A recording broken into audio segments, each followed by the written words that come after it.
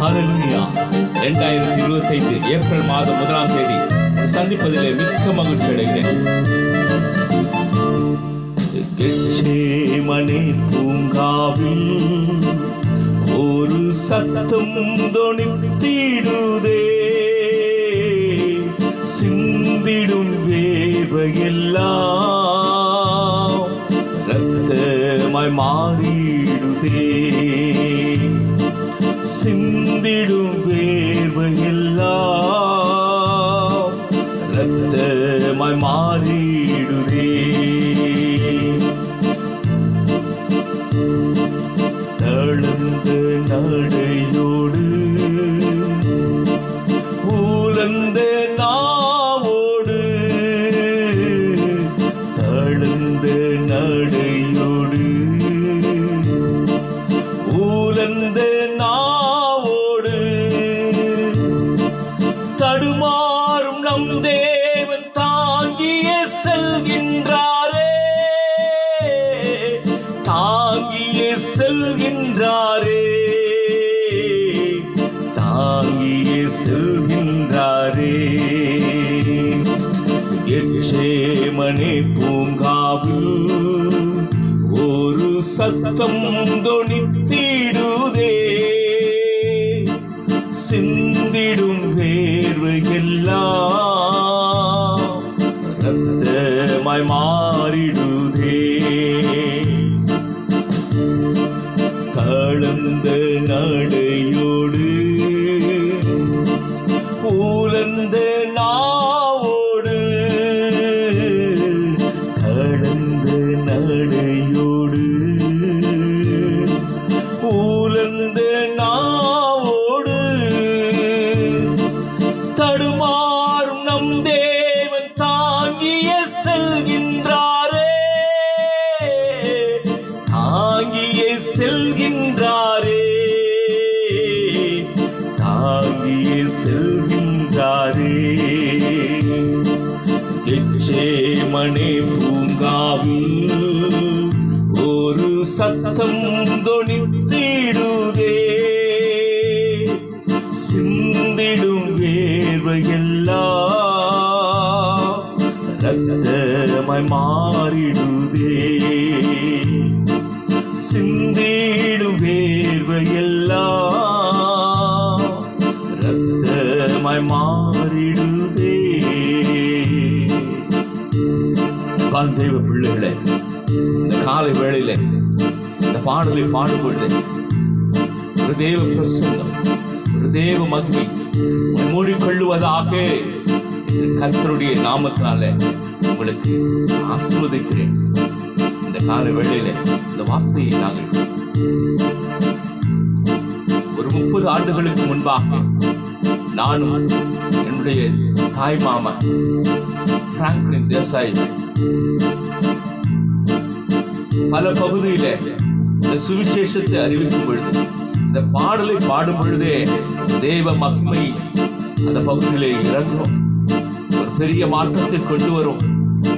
இந்த தவ நாட்களிலே இந்த பாடலை பாடும் பொழுதே நீங்களும் அந்த கல்வாரி சிலுவைக்கு முன்பாக செல்வதற்கு முன்பாக கெத்சேமனே தோட்டத்தை நோக்கி பாருங்கள். உங்களுக்கு பல ஆசீர்வாதங்கள் உங்களை தேடி வரும் என்பதில் எந்தவித சந்தேகமும் இல்லை. கர்த்தருடைய ஆசீர்வாதம் உங்களுக்கு மேலே எப்பொழுதும் இருப்பதாக. ஆமென்.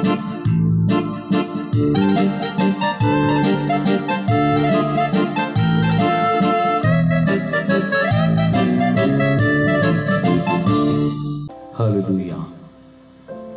இந்த காலை வேளையிலே கர்த்தர் கொடுத்த வார்த்தை மத்தேயு 26வது அதிகாரம் 36 முதல் 40 வசனங்கள் வரை.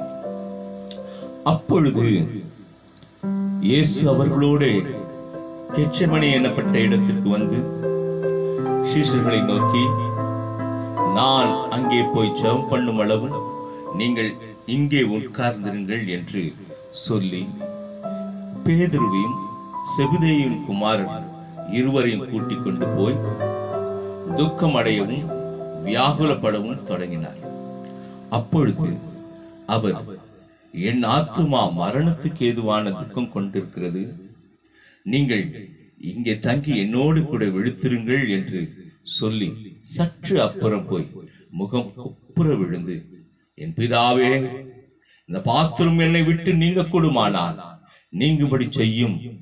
ஆகிலும் என் சித்தத்தின்படி அல்ல, உம்முடைய சித்தத்தின்படியே ஆக கடவுது என்று ஜெபம் பண்ணினார். பின்பு அவர் சீஷர்களிடத்தில் வந்து அவர்கள் நித்திரை பண்ணுகிறதை கண்டு பேதுருவை நோக்கி, 1 மணி நேரமாவது என்னோடு கூட விழித்திருக்க கூடாதா? நீங்கள் சோதனை கூட உட்படாதபடிக்கு விழித்திருந்து ஜெபம் பண்ணுங்கள். ஆவி உற்சாகம் உள்ளதுதான், மாம்சமோ பலவீனம் உள்ளது என்றார் என்பது. ஹல்லேலூயா. இந்த மாதத்தினுடைய தலைப்பு கெத்செமனே.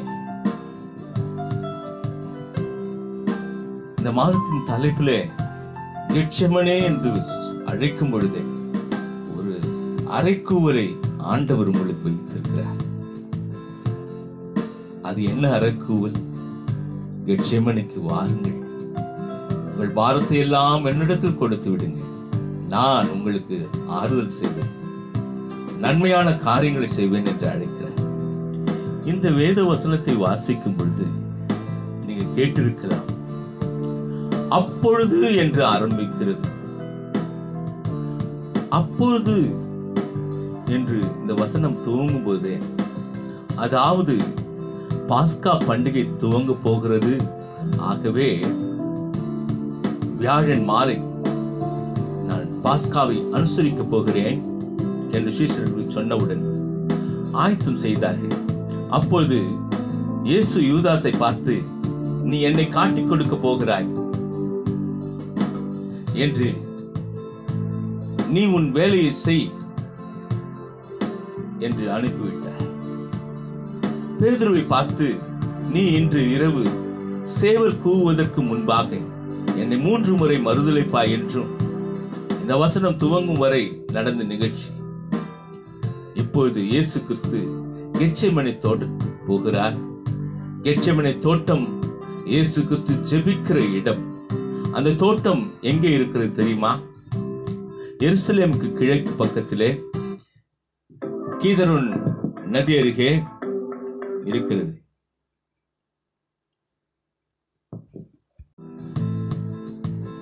அந்த கெத்செமனே தோட்டம் இயேசு கிறிஸ்து ஜெபிக்கிற இடம். எருசலேமுக்கு கிழக்கு பக்கத்திலே கீதரோன் நதி ஓடுகிறது. அது ஒரு பள்ளத்தாக்கு. பள்ளத்தாக்கு என்றால் சமபூமி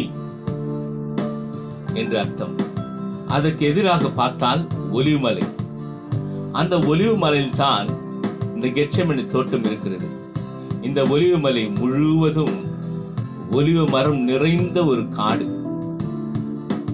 அந்த ஒலிவ மலையினுடைய உயரம் 826 மீட்டர்.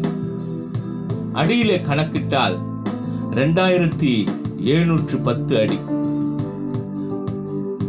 ஒலிவ மரம் அவ்வளவு சீக்கிரம் அழிக்க முடியாது. அதில் கிடைக்கும் ஒலிவ பழம், ஒலிவ விதை எல்லாமே பயனுள்ளது. முதலாவது, கெத்செமனே என்றால் மனதுருகி ஜெபிக்கிற இடம். எபிரேயர் 5ஆம் அதிகாரம் 7ஆம் வசனம் சொல்லுகிறது, இயேசு கிறிஸ்து மரணத்தில் இருந்த நாட்களில் தம்மை மரணத்தின்று ரட்சிக்க வல்லமை உள்ளவரை நோக்கி பார்த்து பலத்த சத்தத்தோடும் கண்ணீரோடும் விண்ணப்பம் பண்ணி வேண்டுதல் செய்தார் என்றது. அப்பொழுது இயேசு கிறிஸ்துவின் வேர்வை துளிகள் இரத்தமாய் அவர் செபித்த இடத்தில் சொட்டு சொட்டாய் விழுந்திருக்கிறது. அந்த இடம் இரத்தம் படிந்த கரை இன்று இருக்கிறது. பழைய ஏற்பாட்டிலே எப்தா தன் காரியத்தை எல்லாம் மிஸ்பாவிலே தேவ சமூகத்திலே சொன்னார். இயேசு கிறிஸ்துவுக்கு கெத்செமனே தோட்டம், அதுதான் அவருடைய மிஸ்பா, அவர் ஜெபிக்கிற இடம். இயேசு கிறிஸ்து இந்த உலகத்துக்கு வருவதற்கு ஒரே காரணம், தன்னுடைய கண்ணீர், வேர்வை இரத்தமா சிந்தி பிசாசுக்கு அடிமைப்பட்டு போன மனுக்குலத்தை மீட்டெடுக்க வேண்டும் என்பதற்காக அவர் பலத்த சத்தத்தோடும் கண்ணீரோடும் ஜெபித்தார். வியாகுலப்பட்டு ஜெபித்தார். ஆத்துமாவை மரணத்தில் ஊற்றி ஜெபித்தார். இரண்டாவது, கெத்செமனே என்ற வார்த்தைக்கு அர்த்தம் எண்ணெய் பிழிகிற இடம், ஆயில் மிஷன், செக்கு என்ற அர்த்தம். யோவான் 18ஆம் அதிகாரம் 11வது வசனம் சொல்லுகிறது, கெத்செமனே தோட்டத்திலே இயேசு கிறிஸ்து சீஷர்களை பார்த்து, பிதா எனக்கு கொடுத்த பாத்திரத்தில் நான் பானம் பண்ணாதிருப்பேனோ என்றார். கெத்செமனே என்பது ஒரு துக்கத்தின் பாத்திரம், மன வியாகுல பாத்திரம், பாடுகளை பருகும் பாத்திரம். கெத்செமனே இயேசு கிறிஸ்து ஒப்பு கொடுத்த இடம்.